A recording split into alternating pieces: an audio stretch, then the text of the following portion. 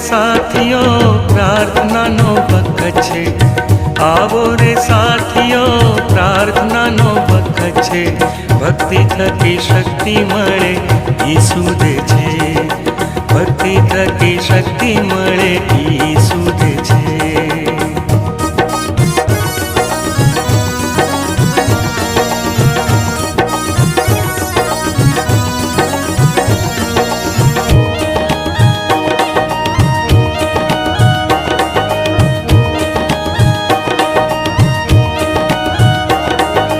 જીવનની નદીઓ ઈસુમાંથી વહે છે, જીવનની નદીઓ ઈસુમાંથી વહે છે. તેનું પાણી પીએ તેની તરસ મટે છે, તેનું પાણી પીએ તેની તરસ મટે છે.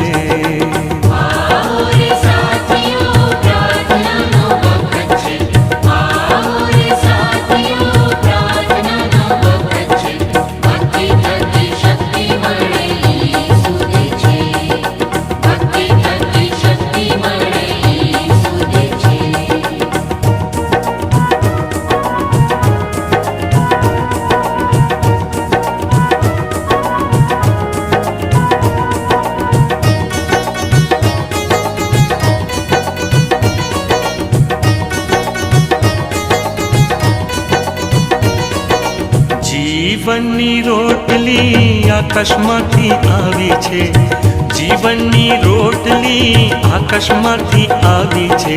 તેને ખાધે ભૂખ ભાગે મન ધરાશે, તેને ખાધે ભૂખ ભાગે મન ધરાશે.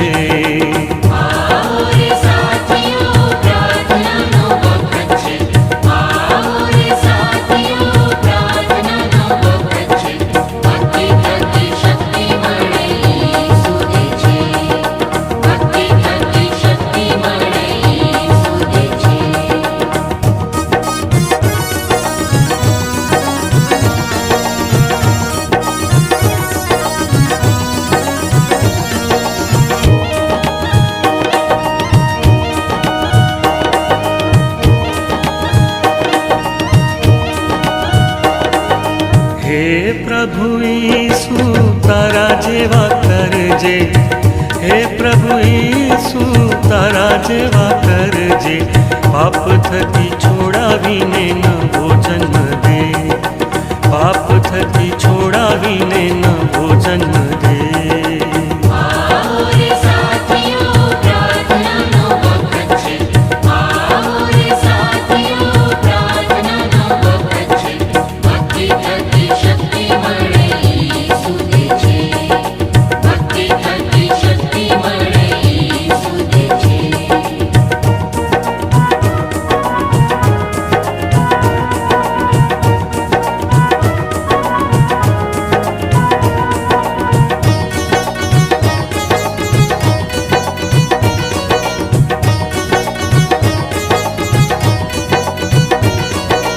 ઈશ્વરને સ્તવો મને મળી મુક્તિ, ઈશ્વરને સ્તવો મને મળી મુક્તિ.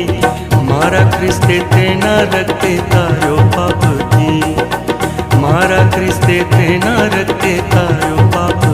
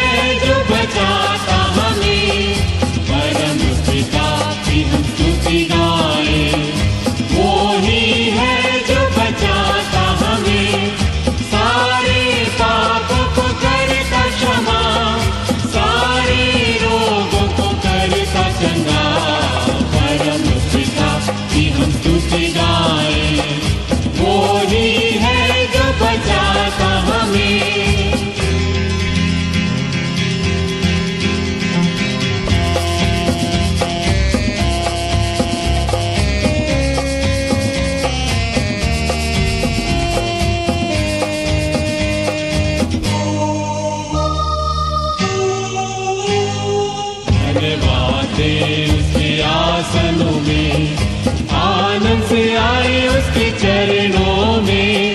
धन्यवाद दे उसके आसनों में, आनंद से आए उसके चरणों में। संगीत गाकर खुशी से मुक्ति की चट्टान को जय ललकारे। परम पिता की हम स्तुति गाए, वो ही है जो बचाता हमें।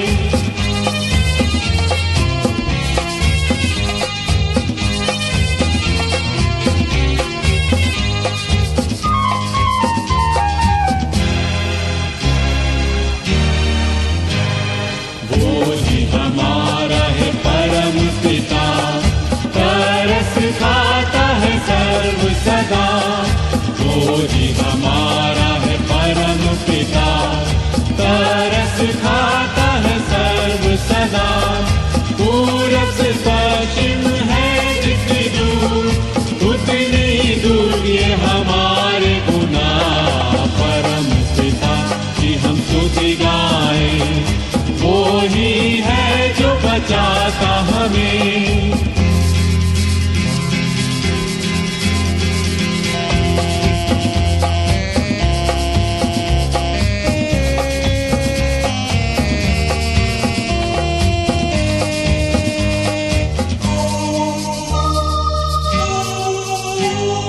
माँ की तरह उसने दी तसल्ली, दुनिया के खतरों में छोड़ा नहीं।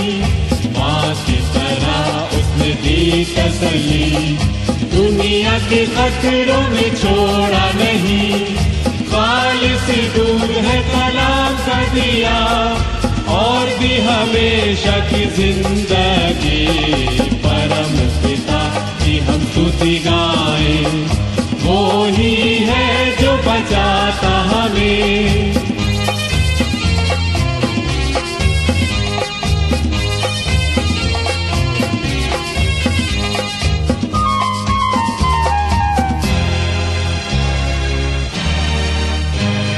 चरवाहे की मानिंद ढूंढा उसने, पापों की कील से निकाला हमें। चरवाहे की मानिंद ढूंढा उसने, पापों की कील से निकाला हमें। हमको बचाने को जान अपनी दी, ताकि हाथ में हम उसके रहें। परम पिता की हम स्तुति गाए, वो ही है जो बचाता हमें।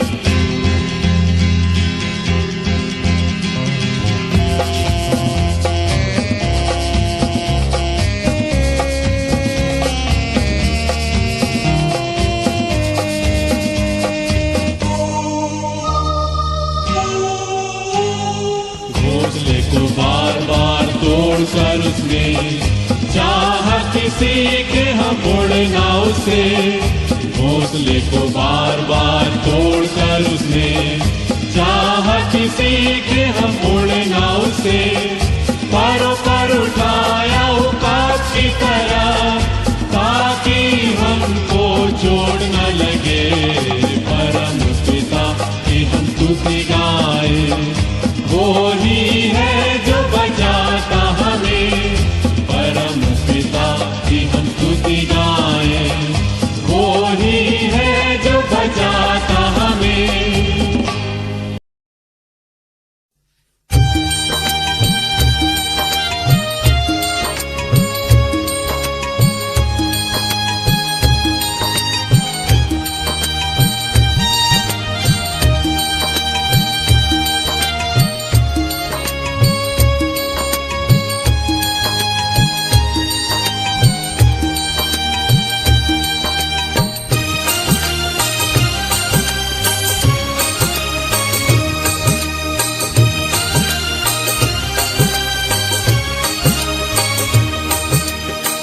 ભાઈ મને ભાગ્ય મળ્યા છે,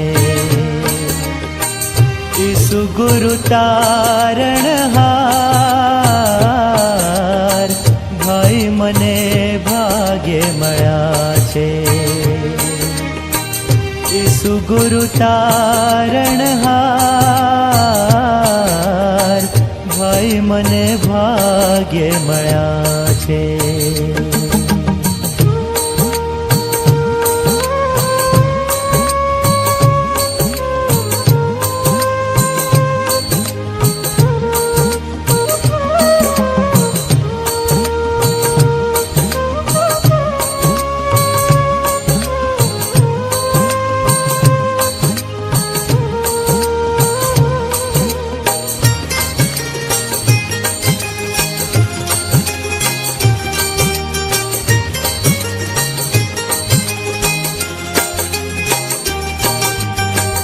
તન મન ધન મારા પ્રભુને અર્પું, તેની જાઉં બલિહાર.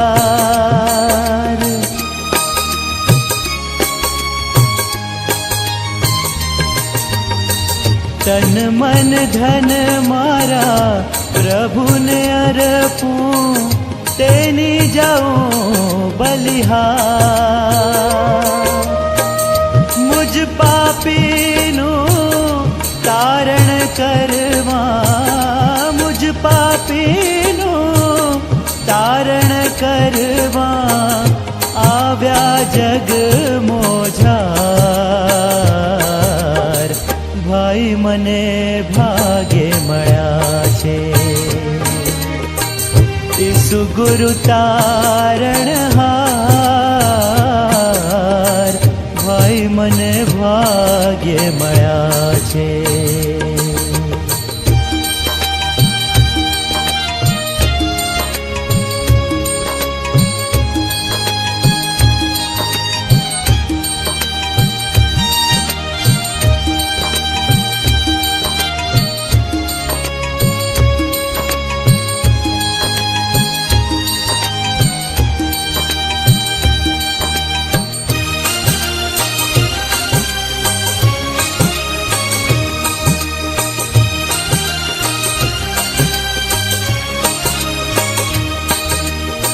સ્વર્ગ છોડી પ્રભુ જગમાવ્યા, ટાળવા કલંક કેરો ભાર.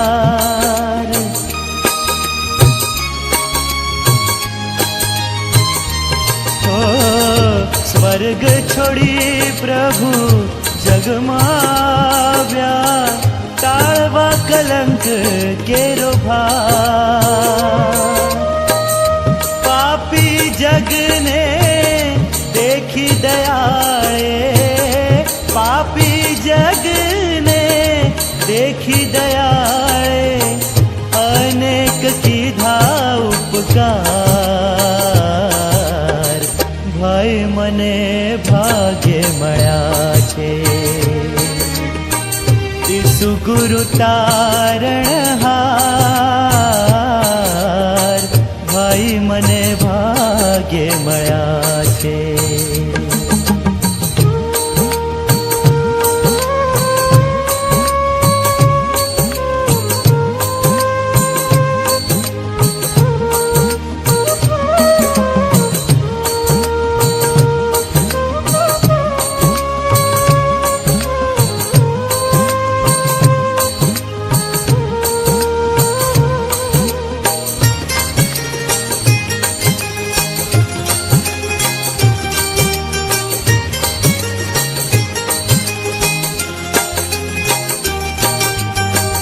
જે જન આશ ઈસુ પર રાખે, તે પામશે ઉદ્ધાર.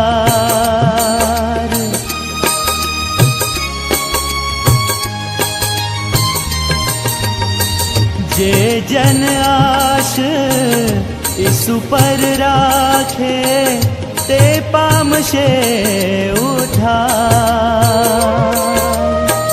કહે વિશ્વાસી ગુરુ ગુણ ગાય, કહે વિશ્વાસી ગુરુ ગુણ ગાય, ઈસુનો બોલો જયકાર. ભાઈ મને ભાગ્ય મળ્યા છે. ઈસુ ઈસુ ગુરુ તારણહાર, ભાઈ મને ભાગ્ય મળ્યા છે, ભાઈ મને ભાગ્ય મળ્યા છે, ભાઈ મને ભાગ્ય મળ્યા છે.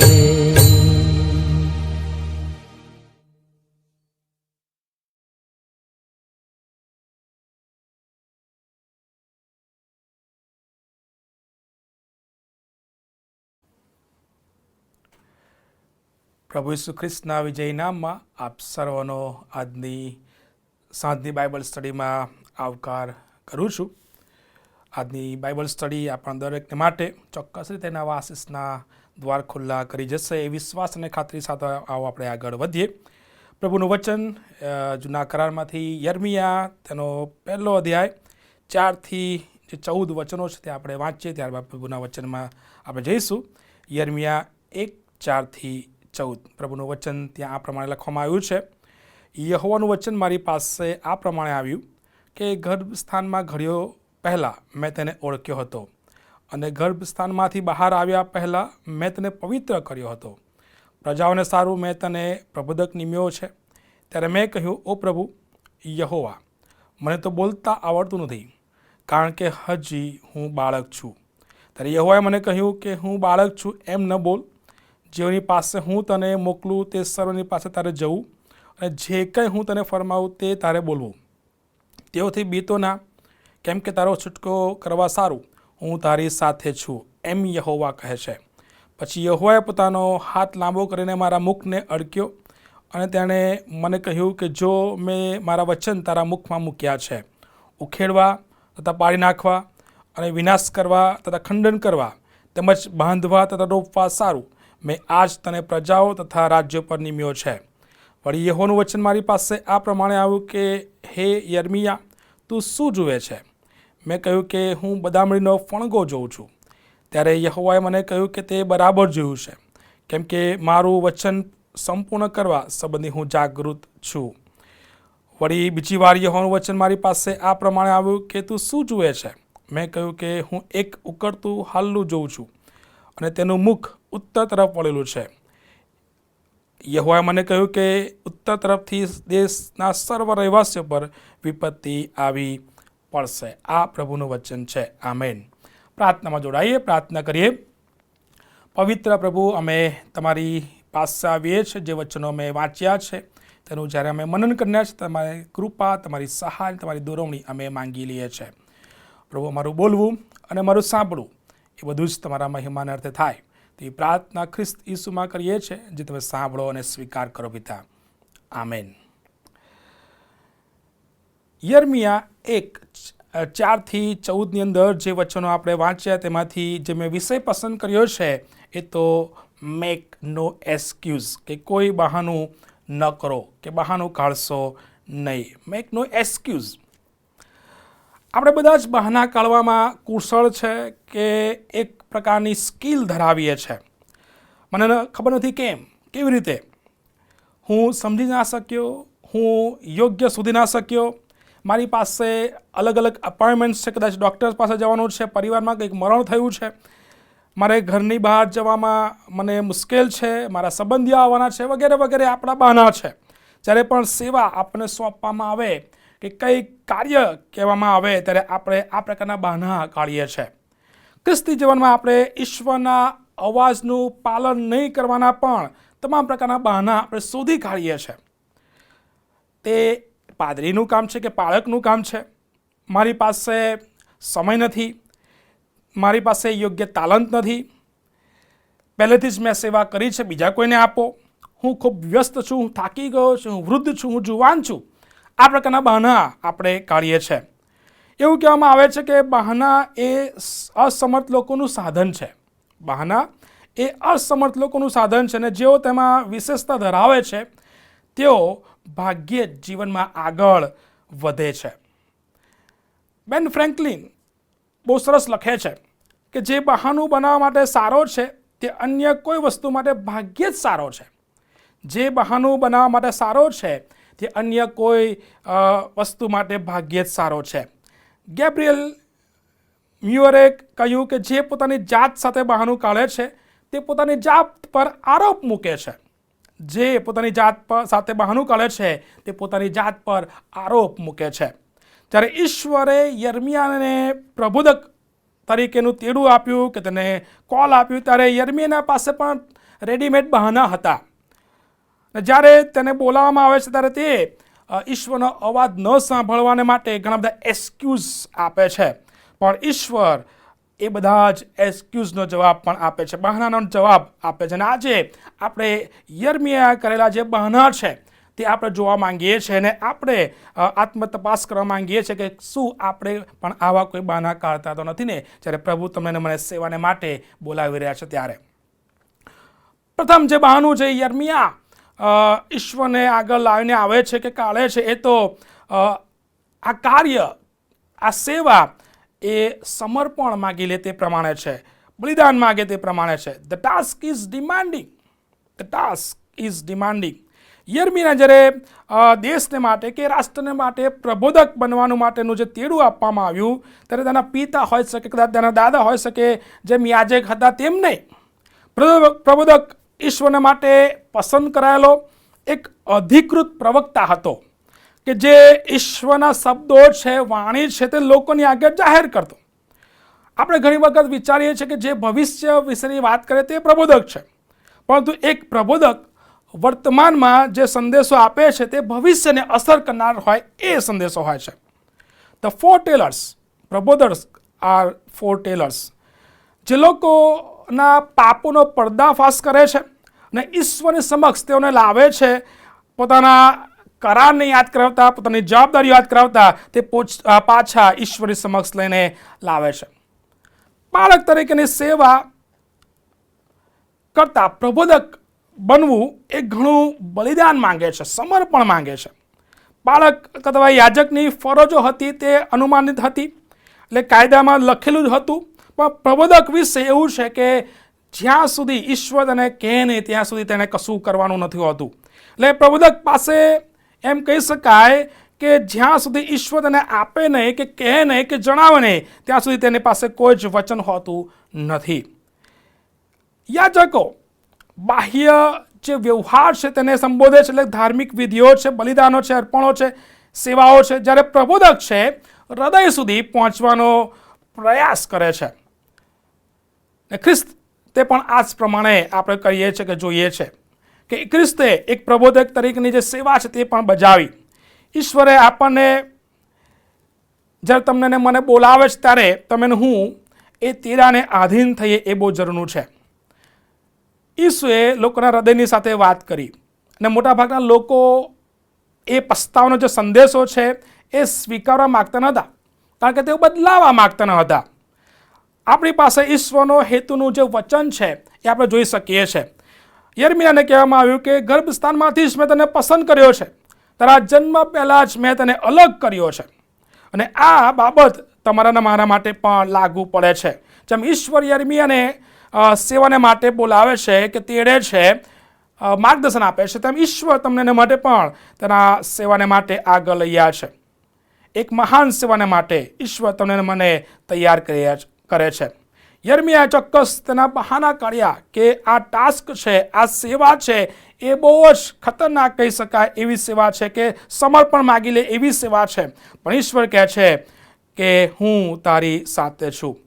અને ઈશ્વર તેને સાથે આગળ ચાલવાનું વચન પણ આપે છે અને ઈશ્વરની યોજનામાં તેને આગળ લઈ આવ્યા છે. બીજું બહાનું જ્યારે યર્મિયાને વચન આપવામાં આવ્યું કે બોલાવવામાં આવ્યો ત્યારે બીજું બહાનું યર્મિયા કાઢે છે, એ તો મારી પાસે કે મારી તાલંતો છે તે મર્યાદિત છે કે અપૂરતા છે. My talent is inadequate. વિરોધ કર્યો.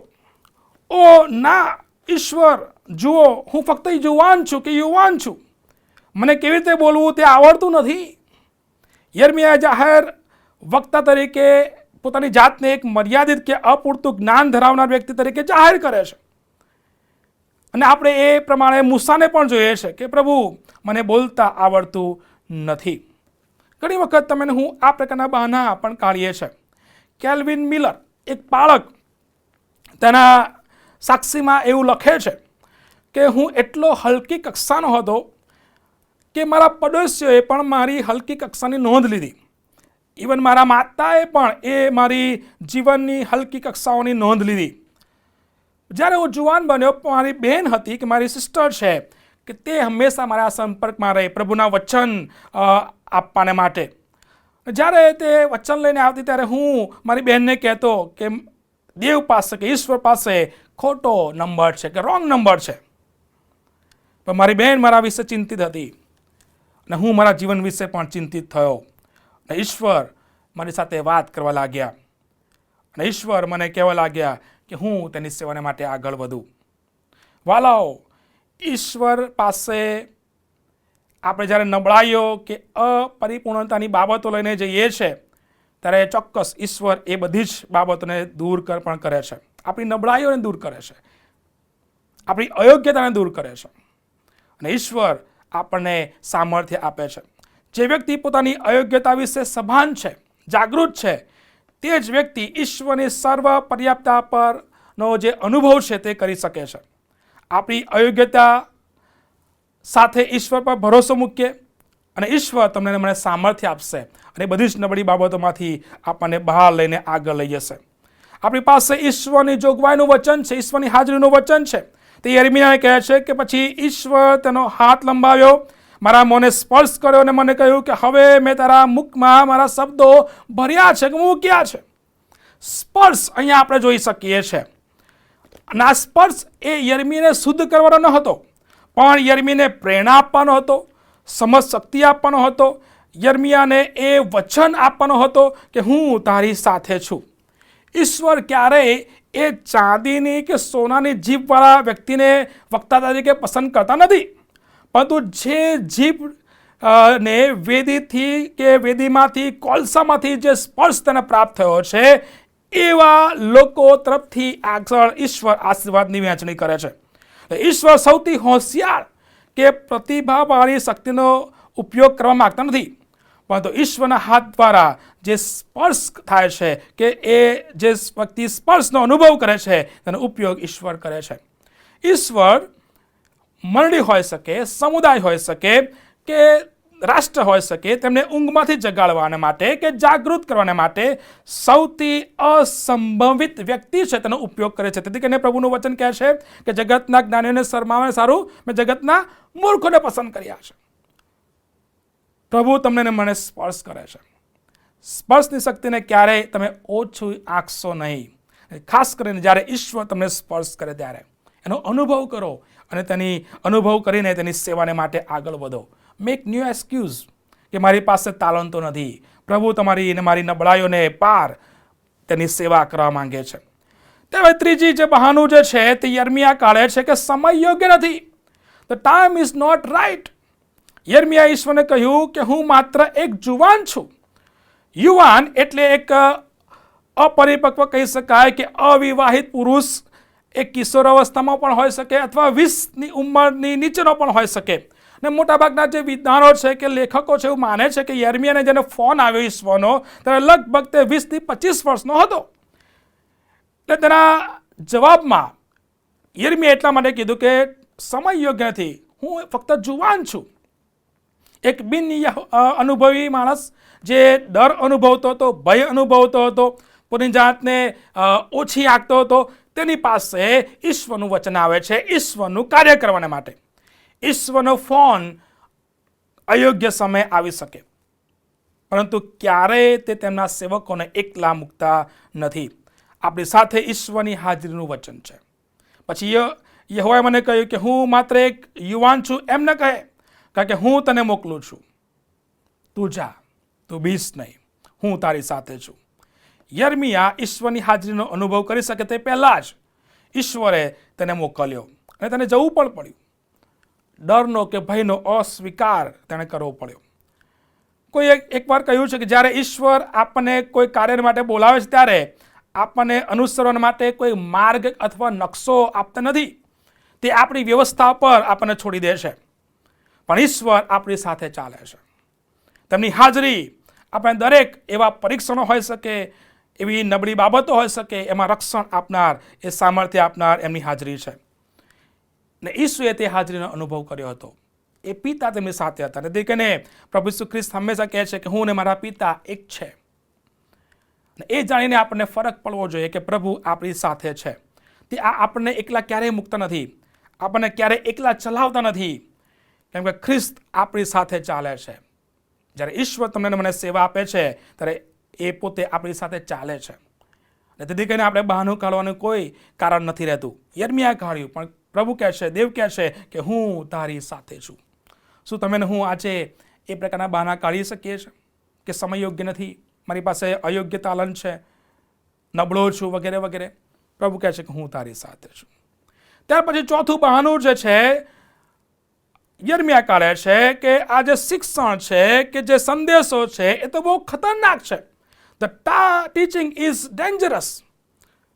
પ્રભુએ યર્મિયાને કોઈ મુક્તિનો આનંદદાયક સંદેશો આપ્યો નહોતો, પણ એક ન્યાયનો, એક ચુકાદાનો, એક દુઃખદ સંદેશો હતો તે આપવાનું કીધું.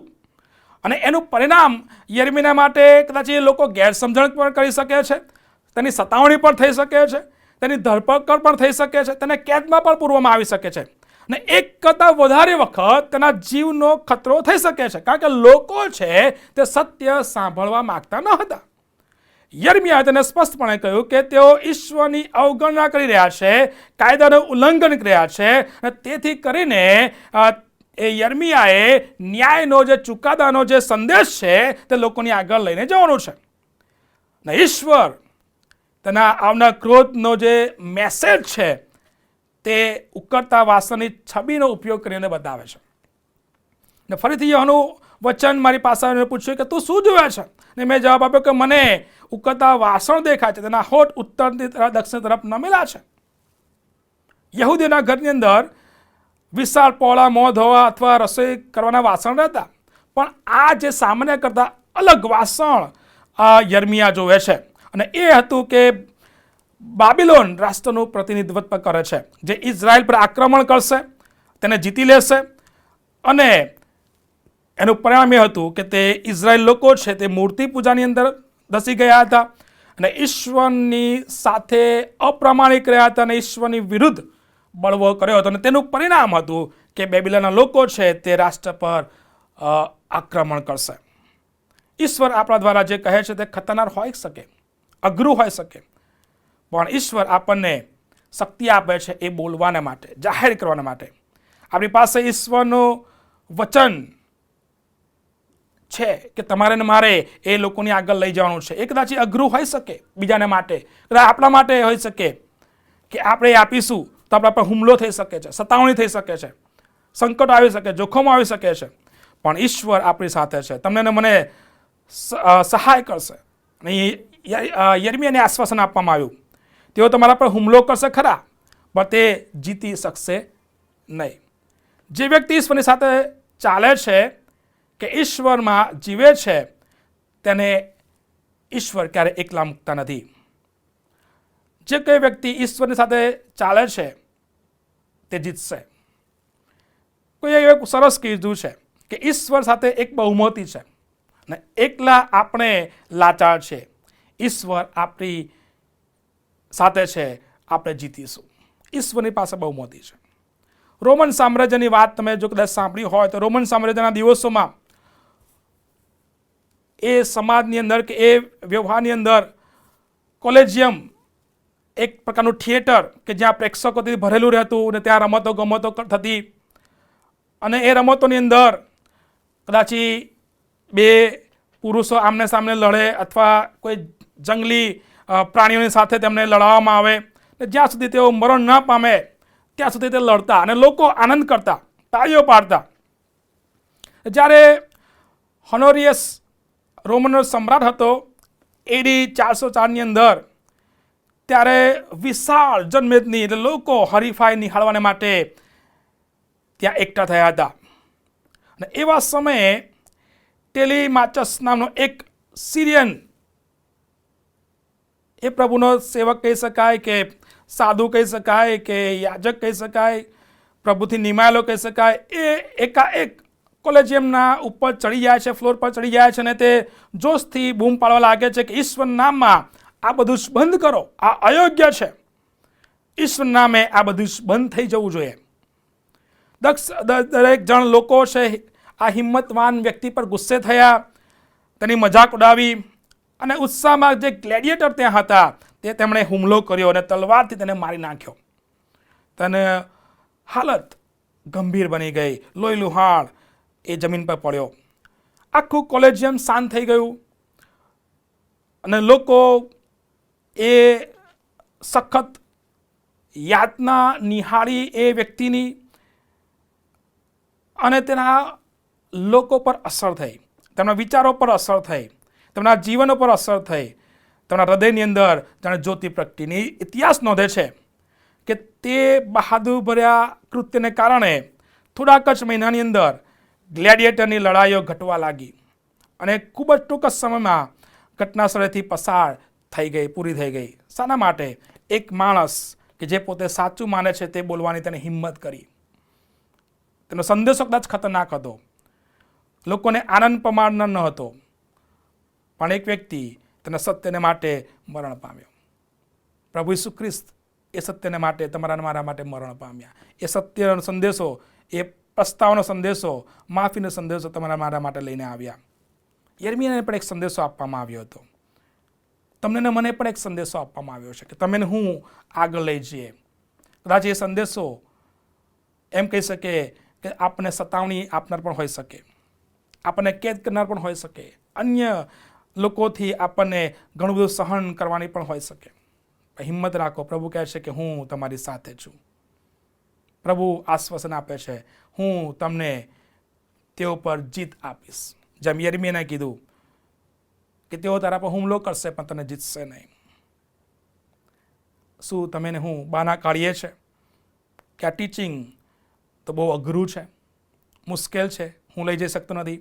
યર્મિયા પણ કર્યું, પણ પ્રભુ તેને આશ્વાસન આપે છે કે હું તારા પર તેમને જીત મેળવવા દઈશ નહીં.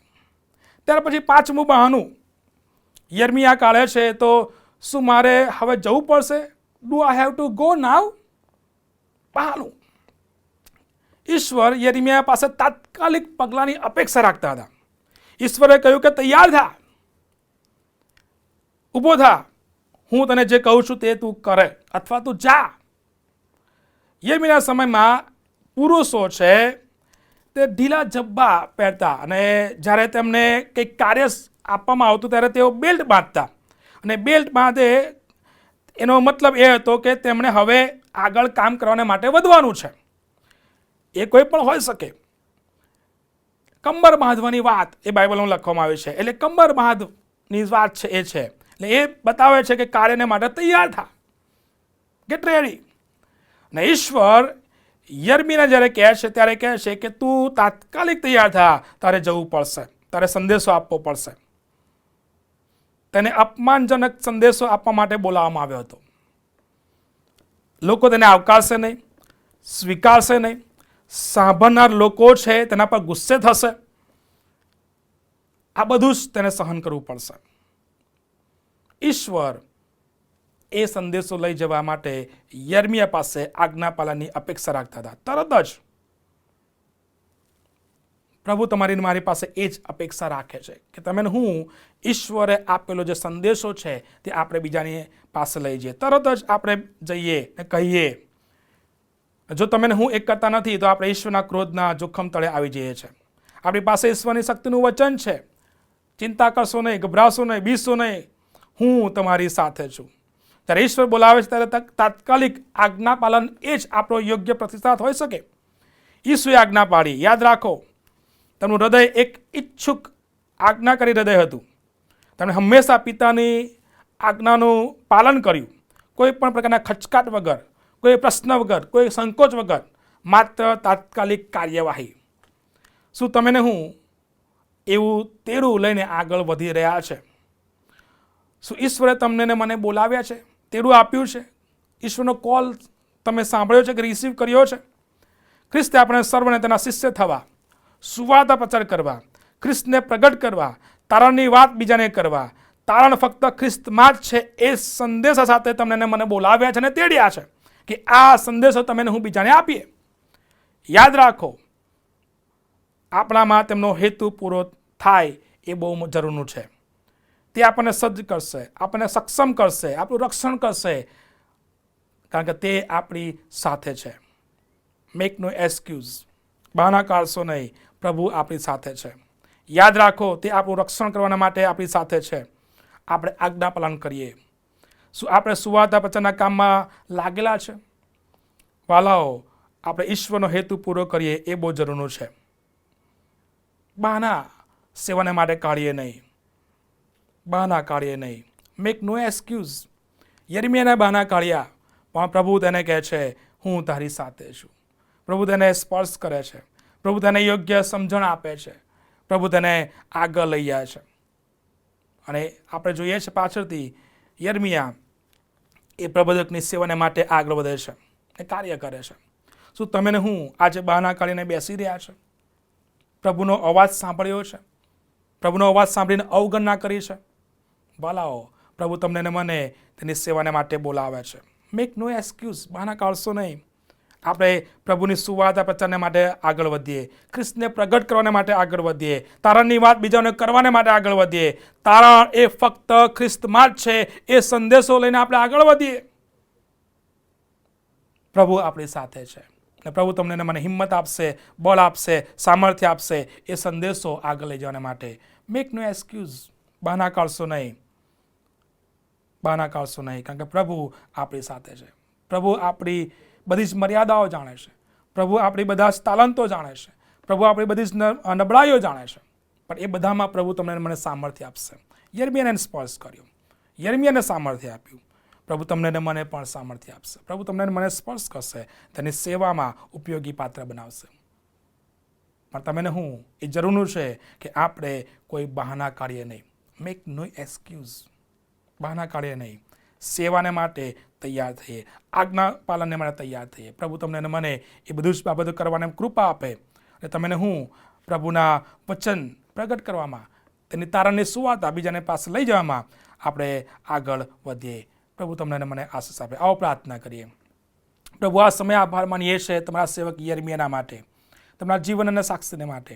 ચોક્કસ પ્રભુ, જ્યારે વચન તેમને આપવામાં આવ્યું ત્યારે બહાના તેઓ કાઢ્યા, પણ પ્રભુ તમે તેમને એ બહાનાનો જવાબ આપ્યો ને કહ્યું કે હું તારી સાથે છું, તું જુવાન છે એમ ન કહીશ, હું તને સામર્થ્ય આપનાર છું, હું તને બળ આપનાર છું, હું તને વચન આપનાર છું, હું તારી સાથે રહેનાર છું.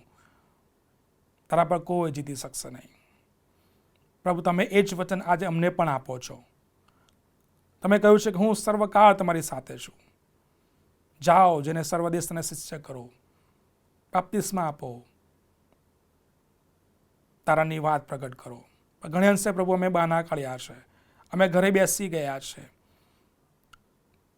અને પ્રભુ અમે તમારા તેડાને અનુસર્યા નથી, તમારા અવાજને અમે અનુસર્યા નથી અને અમે અનાજ્ઞાનિત બાળક તરીકે બહાના કાઢીને બેસી ગયા છે. પ્રભુ અમને હેલ્પ કરો કે અમે એ બહાનામાંથી બહાર આવીએ અને પ્રભુ તમારી સેવાને માટે અમે સમર્પિત થઈએ. એમ કરવાને આમ દરેકને તમારી કૃપા, સામર્થ્ય, બળ આપજો તેવી પ્રાર્થના ખ્રિસ્ત ઈસુમાં કરીએ છીએ. એ તમે સાંભળો અને સ્વીકાર કરો પિતા. આમેન. છેલ્લો આશીર્વાદ માંગવામાં આવશે. હવે આપણે તારના પ્રભુ ઈસુ ખ્રિસ્તની કૃપા, દેવ બાપનો પ્રેમ, પ્રભુ પવિત્ર આત્માની મીઠી ને મધુરી સંગત આપણ સર્વની સાથે, પ્રભુના સર્વ લોકોની સાથે, અને ખાસ કરીને જે ઓનલાઈન માધ્યમથી પ્રભુના વચનો સાંભળવા માટે જોડાયેલા છે તેઓ સર્વની સાથે હમણાંથી સદાકાળ સુધી જવાબ. Amen. Thank you and May God bless you.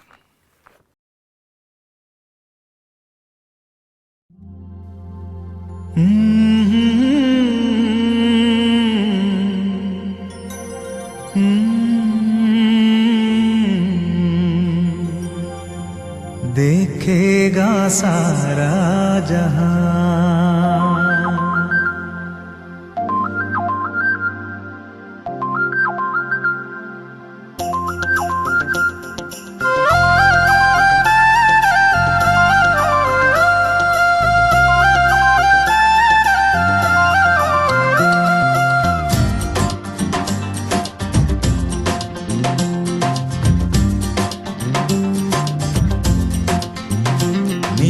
आसमां के पार जाएंगे, मेरा यीशु रहता वहाँ। नीले आसमां के पार जाएंगे, मेरा यीशु रहता वहाँ। हम मिलेंगे बादलों पर, हम मिलेंगे बादलों पर, देखेगा सारा जहां। नीले आसमां के पार जाएंगे, मेरा यीशु रहता वहाँ। नीले आसमां के पार जाएंगे, मेरा यीशु रहता वहाँ।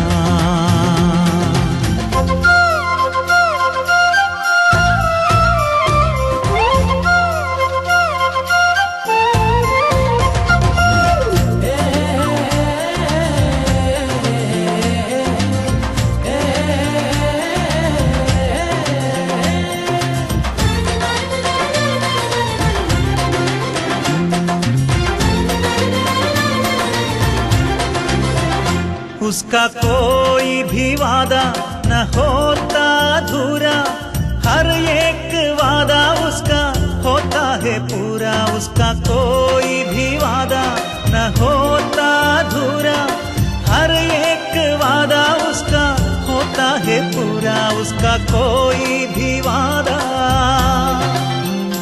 उसके आने का वादा भी पूरा होगा, देखेगा सारा जहां। उसके आने का वादा भी पूरा होगा, देखेगा सारा जहां। हम मिलेंगे बादलों पर, हम मिलेंगे बादलों पर, देखेगा सारा जहां। नीले आसमां के पार जाएंगे, मेरा यीशु रहता वहाँ। नीले आसमां के पार जाएंगे, मेरा यीशु रहता वहाँ।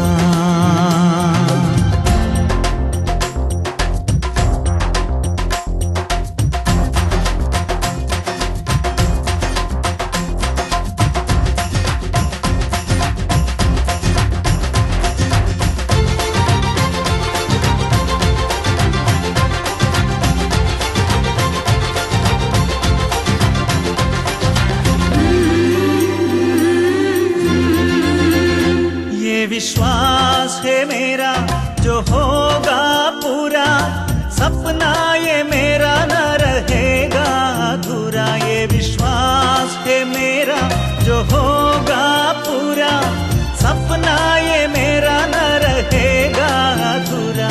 ये विश्वास है मेरा, तेरे संग हम रहेंगे अपने यीशु के, देखेगा सारा जहां। तेरे संग हम रहेंगे अपने यीशु के, देखेगा सारा जहां।